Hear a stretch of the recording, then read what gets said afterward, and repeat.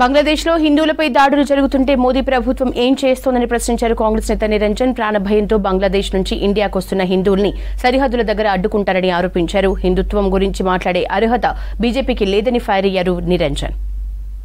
అధికారంలో ఉన్న ప్రభుత్వం దీనిపై సరైన చర్యలు తీసుకోవాలని, హిందువుల ప్రాణాలను కాపాడాలని, ఇతర మైనార్టీ మత ప్రజల ప్రాణాలు కాపాడాలని, అందుకు దేశంలో ఉన్నటువంటి మోడీ అధికారంలో ఆధ్వర్యంలో ఉన్నటువంటి ప్రభుత్వం చొరవ తీసుకుంటే మద్దతు ఇస్తామనే దృక్పథంలో కాంగ్రెస్ పార్టీ ఉంది. అనవసరమైన వ్యాఖ్యలు చేసి పరిస్థితిని జటిలం చేసే పరిస్థితి రావద్దనే కాంగ్రెస్ పార్టీ కోరుకుంటుంది. నేను బండి సంజయ్కు సూటిగా ఒక ప్రశ్న నేస్తున్నాను.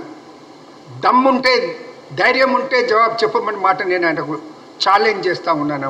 విదేశాంగ శాఖ మంత్రి జైశంకర్ గారు పార్లమెంట్ సాక్షిగా మాట్లాడుతూ ఎటువంటి సమయం ఇవ్వకుండా రిక్వెషన్ అంటే వాళ్ళకి రిక్వెస్ట్ వచ్చినందుకు షేక్ హసీనా గారిని భారతదేశంలోకి రావటానికి వీలు కల్పించాము అనే మాట చెప్పడం జరిగింది.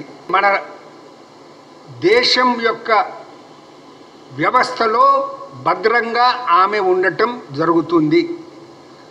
ఆమెను రాజిచ్చిన మీరు హిందువులు దాడులు జరుగుతుంటే ప్రాణాలు అరచేతుల్లో పెట్టుకొని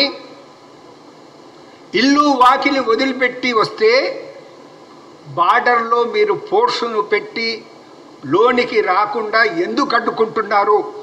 హిందువులపై మీకున్న ప్రేమ ఇంతేనా, ఇదేనా అనే మాట నేను సూటిగా బండిసేది.